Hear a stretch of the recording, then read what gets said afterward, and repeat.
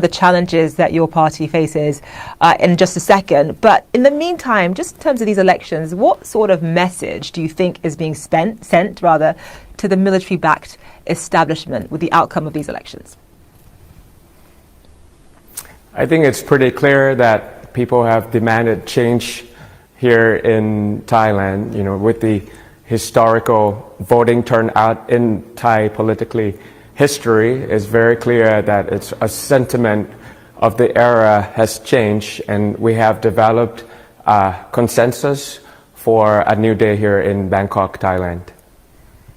So even though you won the most seats and you won the largest share of the popular vote, it is obviously one thing to actually win the election. It's another thing entirely to actually become Prime Minister, especially because the military has so much say in this process. Just walk us through some of the challenges that face you and your party going forward.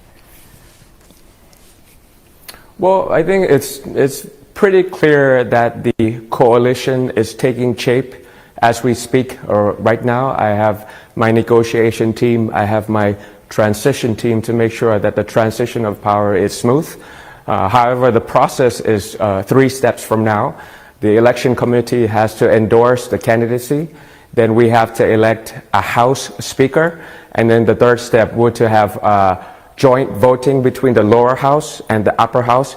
That's where it's politics of elected by 25 million people against appointed of senators from military coup back in the last decade. So that will be the kind of struggles that people are looking at. However, I have my scenario analysis of various scenarios that could come out, and we have prepared a strategic response to prepare for each of the scenarios that might take up. So in terms of one of the scenarios, how do you overcome the powerful sort of voting bloc in the Senate that has clearly demonstrated time and time again that they prefer a military candidate? How do you overcome that? Well, it's not just an absolute roadblock only from the senators, because the unity of the senators is not the same as it was before 4 years ago. For the past 4 years, the significant shift in public opinion and the kind of consensus that's already been developed and shown in the election. So it's not always the case that the senators, even if it's military appointed, will decide on the vote as before in the previous election. So I think if we keep communicating and we keep explaining what we're trying to do to the country, how well we mean for the future of this country, I think that will not be a significant roadblock. And the price to pay, the cost of going against 25 million votes here in Thailand will be very hefty.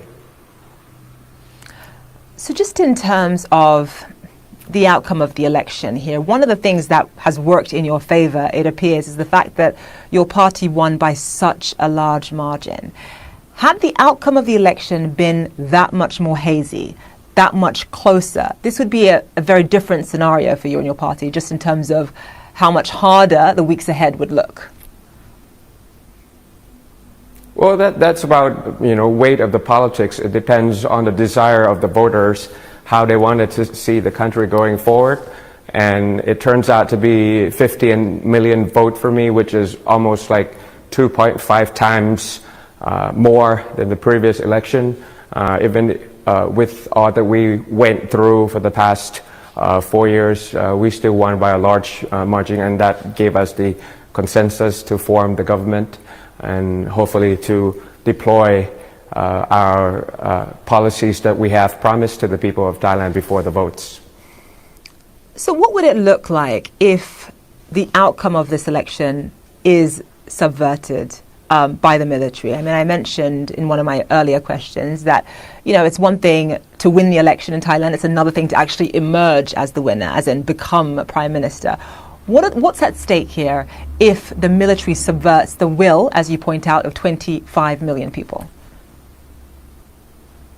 Well, we have to minimize that risk. I agree with the question that there's two different things from winning an election and the roadmap to become the Prime Minister. However, I have the plan to bridge that gap between what's on paper and what's on the streets in terms of reality of the politics. So even if the election is done, but politicking is taking shape, and like I answered you previously, that we have 2 or 3 teams just to make sure that we minimize the risk of subversion, and hopefully that we keep communicating to the people, and that will become the kind of desire, the kind of consensus that allows me to bridge the gap. When you think about what happened in 2019, your party, the Move Forward Party's predecessor, the Future Forward Party, won the 3rd most votes back in 2019, and shortly after the election, the party ended up being dissolved and the leaders ended up being banned from politics. So that sort of gives you a taste of what could happen in this scenario. Looking back at that, at what happened 4 years ago, how much does that concern you? I'm not worried, but I'm not careless as well. I mean, I've been in politics in Thailand for the past 20 years, started from a very junior position, so I can see the brutality of politics all around the world, not just Thailand. So I think what we need to do, just to make sure that we're not concerned about this, is to anticipate scenarios that could happen and learn from the past, and we prevent it from happening. I have a strong legal team. I have a strong practices just to make sure that we don't give out any easy targets for party dissolution once again, or to get me out of my authority for no reasons. Yes, there's professional and personal attacks against me, but I have prepared in the past in order to clarify and explain, and making sure I have a strong legal basis for anything that comes my way to the government house. So these elections, of course, were monumental, just in terms of the number of young people, the sheer number of young people coming out and showing their sort of ardent opposition to military rule. With that responsibility, just walk us through some of your policy priorities for Thailand over the next sort of 4 to 5 years.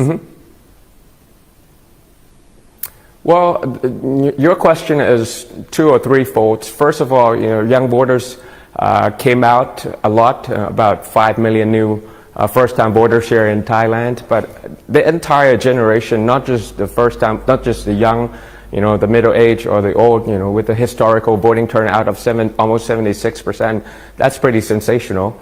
In terms of the second fold, you asked me about policy priorities. It's actually 3 Ds. First,